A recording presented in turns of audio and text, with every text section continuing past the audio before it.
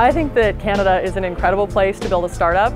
Vancouver's a little bit expensive, but for the most part, all other areas of Canada have a dramatically lower cost of living, especially compared to places like Silicon Valley, where it's just super expensive for entrepreneurs to start and to build and scale their companies.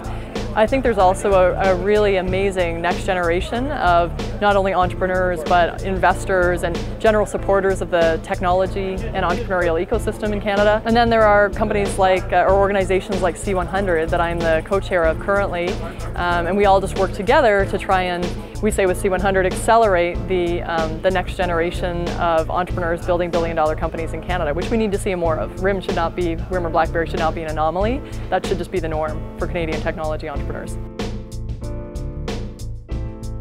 I think it's also really important for entrepreneurs to really understand the investor's mindset. So I've had people say, what should I have in my presentation? And my advice to them has been more, put yourself in the investor's shoes and think about what we look for. So we are in the business of returning money to our limited partners, the people who invested in our fund, and also I'm in the business of assessing risk. So with any company I look at, I try to figure out what are the different areas of risk across market, team, product technology, and finance, and there are a lot of sub-bullets that sit underneath that. And once I've surfaced all the different areas of risk that I see, I decide, do I feel comfortable with those? Do I feel like I can work with this entrepreneur and company and team to mitigate and to address those risks and build a really large company?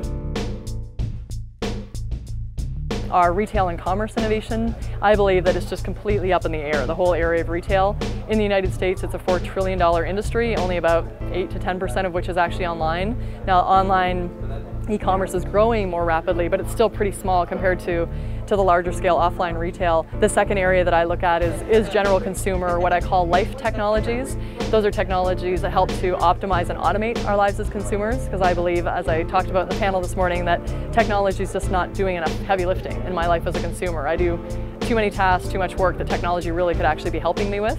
And the third area I call labor force innovation, and that really is focused on how the enterprise environment or the workplace is becoming not only optimized but more automated, and that's leveraging artificial intelligence and machine learning, it's leveraging robotics, and that's exemplified in a company called WorkFusion in New York that I invested in recently.